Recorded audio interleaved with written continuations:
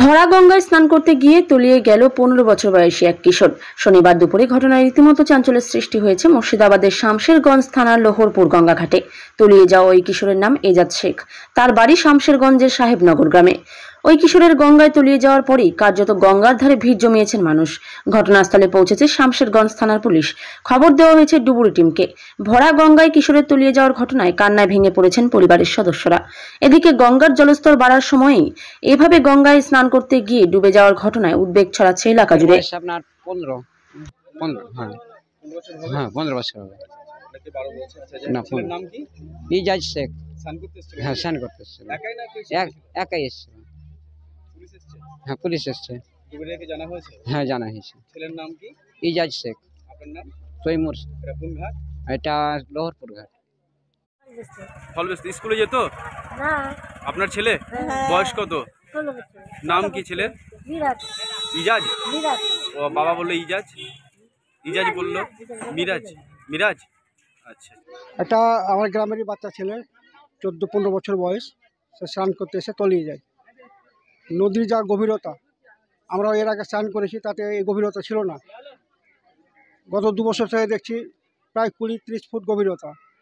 যে কোনোভাবে হোক বাচ্চা ছেলে বুঝতে পারেনি, স্নান করতে নেমেছে, সেই মুহূর্তেই তলিয়ে যায়। কিছু লোক বাঁচাবার চেষ্টা করেছিল, সেটাও কুলিয়ে উঠতে পারেনি। এখন কি আপনারা ভূমিকা নিচ্ছেন? আমি চাই যে এখানকার সমষ্টিকরণ আধিকারিক আছেন, উনি ডুবারু দিয়ে, স্পিড বোট দিয়ে ছেলেটাকে উদ্ধার করুক, তার ডেড বডিটাকে উদ্ধার করুক, এটুকু আমার আবেদন। তাছাড়া গরিব মানুষ, তার বাবা একটা ভ্যানে করা ফল বিক্রি করতো, তার সঙ্গে হিসাবেও থাকতো, সহযোগিতা করতো। বাচ্চাটা এমনি প্রাইমারিতে পড়তো, এই মুহূর্তে পড়তো কিনা আমার সঠিক জানা নেই। তো বাবাকে সহযোগিতা করতো বাবুর সাথে।